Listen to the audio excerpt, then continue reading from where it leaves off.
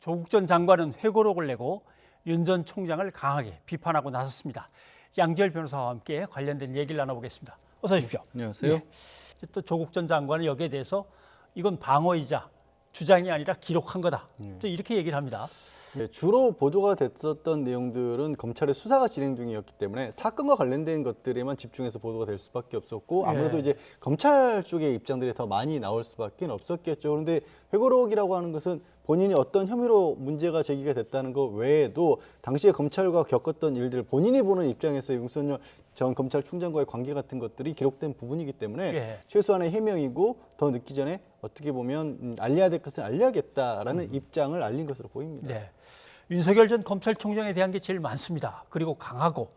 선거를 통해서 선출된 권력이 더군다나 대선에서 공약으로 내걸었던 방향이 분명히 있었고 그 방향 자체를 부인하는 거는 이제 검찰총장으로서 한계를 넘어서는 그런 역할을 한 것이라고 볼 수가 있고요. 우리가 뭐 이른바 정치적 사건이라고 한다면 권력형 비리라든가 부패 사건 예. 이런 것들이 아니라 제일 많이 등장했던 이 혐의가 직권남용이거든요. 직권남용. 예, 권력을 함부로 썼다라는 건데 그 권력을 함부로 썼다는 부분은 법적으로서도 끊임없이 다툼이 많고 조 전 장관이 봤었을 때는 이거는 정부에 대한 공격이었고 그 정부에 대한 공격이 그 자신의 정치를 했던 것이다라고 그렇게 본인 입장에서는 기술을 하고 있는 네. 거죠.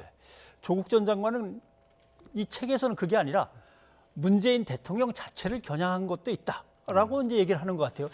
울산 지방선거 청와대 개입 의혹 같은 경우에는 무려 대통령이 직접적으로 35번이 등장을 했고 그게 공소장이 처음 알려지고 났었을 때도 굉장히 논란을 많이 일으켰었거든요. 왜냐하면 그냥 공소장의 내용을 읽게 되면 대통령이 개입을 한 것처럼 그렇게 비춰질 수밖에 없는 거기 때문에 이게 검찰에서 이런 식으로 공소장을 작성하는 게 옳느냐라고 그때도 굉장히 이미 논란이 많이 있었던 거거든요. 그래서 그런 부분은 조국 전 장관이 봤을 때는 분명히 검찰이 정치에 어찌 보면 개입하고자 했던 수사였기 때문에 그런 식으로 공소장을 작성한 것이다. 이렇게 분석을 하고 있는 거죠.